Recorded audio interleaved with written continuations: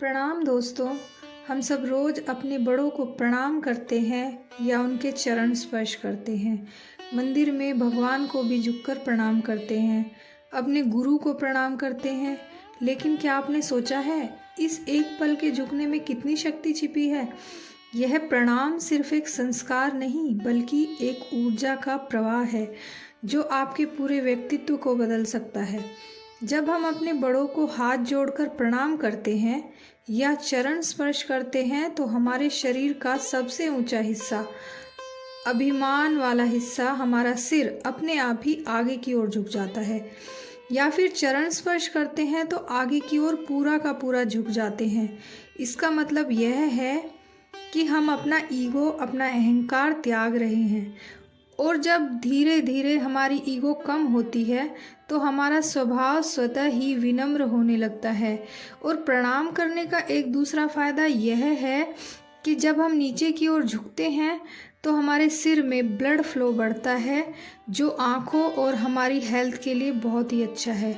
इससे हमारे मन में समर्पण का भाव आता है, हमारा गुस्सा कम होने लगता है।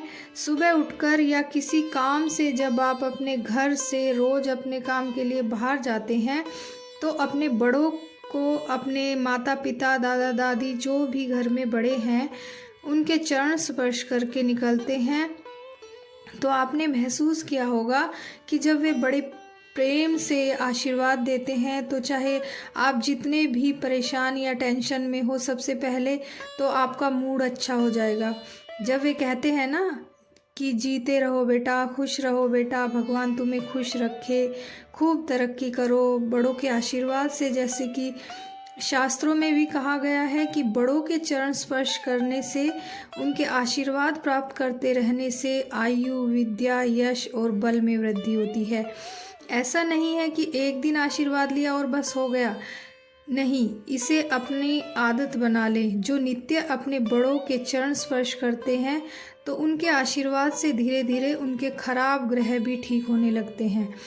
जब आप अपने बड़े बुजुर्गों को प्रणाम करते हैं तो वह जो है हमारे बड़े हैं, हमसे बहुत प्रेम करते हैं। ये जो आशीर्वाद है आपके लिए उनके हृदय से निकलते हैं।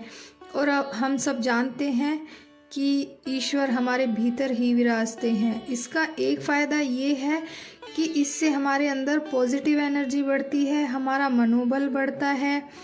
और अगर इसे अपनी आदत बना लो तो आप देखेंगे कि आप धीरे धीरे पहले से ज़्यादा पॉजिटिव हो गए हैं और आपको पता भी नहीं चलेगा। लेकिन ऐसा कहा जाता है कि जिस व्यक्ति का आचरण अच्छा ना हो, मतलब वह व्यक्ति जो बहुत ज़्यादा नकारात्मकता से भरा हो, उसके पैर नहीं छूने चाहिए।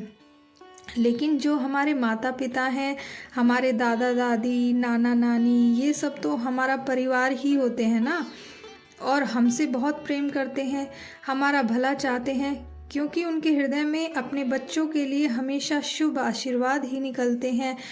तो उन पर यह नियम लागू नहीं होता है।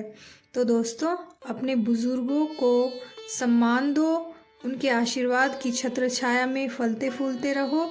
तो मिलते हैं अगली वीडियो में, तब तक के लिए जय श्री राम।